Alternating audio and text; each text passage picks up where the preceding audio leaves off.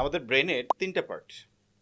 প্রথম পার্টটাকে বলছি আমরা নিওকর্টেক্স, এর পরেরটাকে বলছি আমরা ইমোশনাল ব্রেন, এর পরেরটাকে বলি আমরা ডাইনোসর ব্রেন।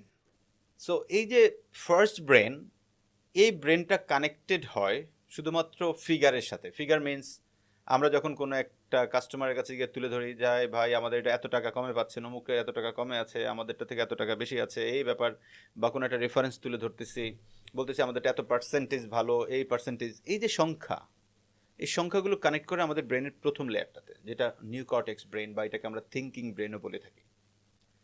সেকেন্ড লেয়ারের যে ব্রেন, এটাকে বলছি আমরা ইমোশনাল ব্রেন। এই ব্রেনটাতে মেইনলি কানেক্ট করে স্টোরি, কানেক্ট করে মেমোরিজ, হ্যাপিনেস, আপনার সাইকোলজিক্যাল ট্রিগার্স পয়েন্টগুলো।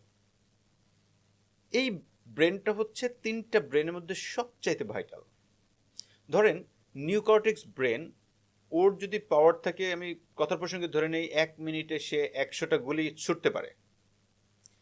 ওই সেম সময়ে আমাদের ইমোশনাল ব্রেন যেটা, ওই ব্রেনটা 1 মিনিটে মিনিমাম 6 বিলিয়ন গুলি ছুটতে পারে।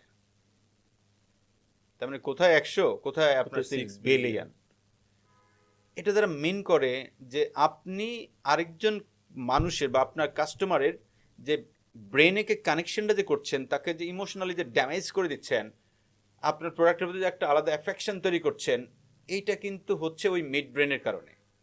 সো আপনি এখন বিক্রি করার সময় যদি ইমোশনাল কানেকশনটা তৈরি না করেন, তাহলে কিন্তু সেই ইমোশনালি এই ড্যামেজটা হয় না, আপনার প্রোডাক্টের প্রতি আলাদা করে একটা অ্যাফেকশনটা তৈরি হয় না। ওই অ্যাফেকশনটা তৈরি করার জন্য লাগবে, রাইট?